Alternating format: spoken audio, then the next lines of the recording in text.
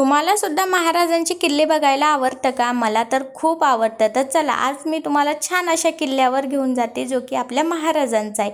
त्यासाठी तुम्ही पूर्ण व्हिडिओ नक्कीच बघा. सकाळी सकाळी आम्ही छान असं रेडी झालो. नंतर आम्ही रस्त्यात जाता जाता गॉगल घेतले आणि मी आणि बाबू गॉगल घालून कसं दिसतोय ना ते मला तुम्ही नक्की कमेंट करून सांगा.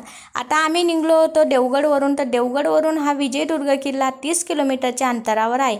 आम्ही 2 व्हीलरना जात होतो म्हणून आम्हाला 1 ते सव्वा तास लागला पोहोचायला. त्यानंतर तिथे गेलो, ऊन होतं म्हणून आम्ही कोकम शरबत एन्जॉय केलं.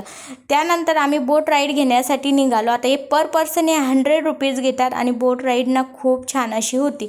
आणि हा जो किल्ला आपल्याला दिसतो ना तर तो तर भयानक दिसतो. जेव्हा समुद्राच्या लाटा या भिंतीवर उसळतात ना ते दृश्य ना अविस्मरणीय आहे. तर तुम्ही नक्कीच हे ट्राय करा. आता ह्या बोटीत जे बाबा आहे ना ते आपल्याला सर्व माहितीसुद्धा सांगतात किल्ल्याची.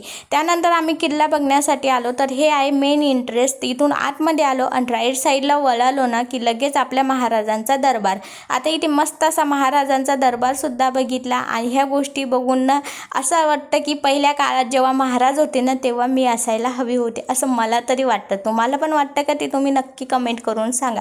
त्यानंतर एवढं कडाक्याचं ऊन होतं पण आम्ही ठरवलं होतं की पूर्ण किल्ला बघितल्याशिवाय काही घरी जायचं नाही. त्यामुळे आम्ही मस्त असा किल्ला सगळा बघितला आणि खरंच खूप असं मन प्रसन्न होतं. महाराजांच्या गोष्टी ऐकण्यात आणि बघण्यात ना खरंच खूप अशी मज्जासुद्धा येते.